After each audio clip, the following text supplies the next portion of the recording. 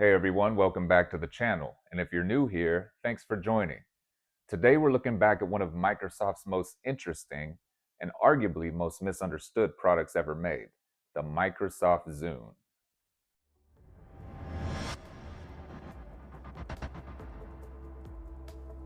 I've owned this Zune since it was released in 2006. So after nearly 20 years of using it, I've gotten to know it pretty well. That also gives me a unique perspective on what made it special then and why so many people are still buying and collecting them today. In this video, we'll explore the hardware, sound quality, whether it's still worth using today, and I'll show you how to install the Zune software and transfer your music on a modern Windows PC. So with that said, let's take a closer look at the Microsoft Zune. The Microsoft Zune has become one of the most collectible MP3 players ever made. Not because it beat the iPod, it definitely didn't, but because Microsoft accidentally created one of the best portable music players of the 2000s. Fast forward to today, and people are buying them again, restoring them, replacing the batteries, upgrading the storage, and using them as daily music players.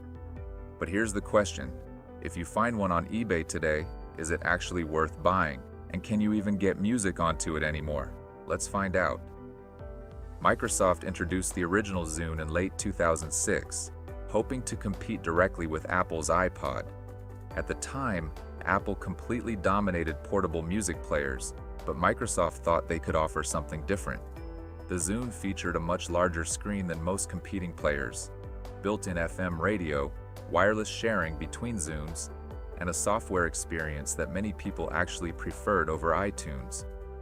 Unfortunately, great hardware alone wasn't enough. The iPod ecosystem was already too established, and after several generations, Microsoft officially discontinued the Zune line in 2011. Ironically, that's exactly what made them collectible. Today, they're remembered much more fondly than they were when they were first released. Looking back, it's easier to understand why the Zune has developed such a loyal following. There's something about it that feels different. Instead of trying to imitate the iPod, Microsoft gave it its own identity. The interface is incredibly clean with large typography that still looks modern today. Album art fills the screen beautifully. Navigation is smooth. The device feels surprisingly premium in your hand. And unlike constantly streaming music from your phone, using a dedicated music player is oddly refreshing. There are no notifications, texts, or social media, just your music. This is the original 30GB Zune. It features a 3-inch color display with a resolution of 320 by 240 pixels. That might sound tiny today, but for 2006 it was actually quite impressive. Storage comes in at 30 gigabytes, enough for roughly 7,000 songs depending on quality. Battery life was rated around 14 hours of music playback and about 4 hours of video playback. On the front is Microsoft's unique directional pad, used for navigating the menus and adjusting the volume, along with a center selection button and separate back and play pause controls. Along the top you'll find the headphone jack and the hold switch, which locks the controls to prevent accidental button presses. Along the bottom is Microsoft's proprietary connector used for charging and syncing. The overall build quality is excellent. Even many used Zunes today still feel remarkably solid. After nearly 20 years of owning mine, it's never given me a single problem. The only thing that may commonly show its age on some devices is the battery. However, replacements are readily available online if you're comfortable opening the device. One thing that consistently surprises people is how good the Zune actually sounds. Microsoft included a very respectable DAC and headphone amplifier, producing clean, detailed audio with very little background noise. Pair it with a decent set of wired headphones, and it still holds up remarkably well.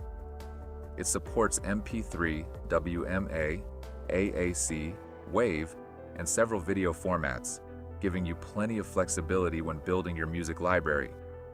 The FM radio also performs surprisingly well, something Apple didn't include on the iPod. This is where most people assume the Zune is dead. The online marketplace is gone, music subscriptions are gone, firmware updates are gone. But the player itself? It still works perfectly. You simply manage your own music library instead of streaming. In fact, many people actually prefer it that way. One of the reasons the Zune has found new life is something we don't talk about enough: the appeal of a dedicated music player. In a world where our phones are constantly demanding our attention, the Zune does exactly what it's supposed to do. It plays your music. It's a distraction-free listening experience that's become surprisingly refreshing in today's always connected world. Now for the biggest question everyone asks: how do you actually use a Zune in 2026? Thankfully, the answer is easier than you might think. Microsoft no longer officially distributes the Zune software, but the Zune community has preserved everything. One of the safest and most trusted resources is the Zune Archive, where you'll find the final version of the Zune software along with firmware files and other useful tools. I'll leave links in the description. After downloading the installer, install it just like any other Windows application. On Windows 10 and Windows 11, it generally installs without much trouble. Once installed, launch the software before connecting your Zune. When you plug the player into your computer using the original USB cable, the software should recognize it automatically. If this is your first time connecting the device, allow it a few moments to initialize. From there, importing music is incredibly simple. Just drag your music folders into the Zune software or point it toward your existing music library. The software automatically organizes everything by artist, album, genre, and even downloads album artwork whenever it's available. To transfer music, simply select Sync. The software copies your library to the device, and once it's finished, safely disconnect the Zune. That's it. You're ready to listen.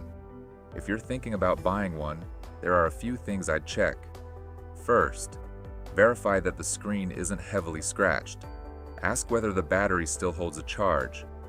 Make sure the original sync cable is included, because replacements aren't quite as common. And if you can find one that's been upgraded with an SSD and a new battery, that's even better. Those upgrades make these devices feel almost new again. I'd also recommend checking that all of the buttons feel responsive and that the display doesn't have any dead pixels. That brings us back to the original question: is the Microsoft Zune worth buying today? I think so. Not because it's the most practical music player available. Your phone can obviously do a lot more. But if you're looking for a dedicated music player, the Zune still delivers a great experience. And that's honestly what surprised me the most after revisiting it all these years later. After nearly 20 years of owning mine, I still enjoy using it. And I think that says more about the Zune than any list of specifications ever could. If you're a collector, someone looking to disconnect from streaming for a while, or simply curious about one of Microsoft's most interesting products, I think it's well worth checking out. Sometimes the best technology isn't the one that does everything. It's the one that does exactly what you want it to do. Thanks for watching. If you enjoyed this review, consider subscribing. There are plenty more videos on the way, and I hope you'll join me for the next one. Thanks for watching. I'll see you on the next one.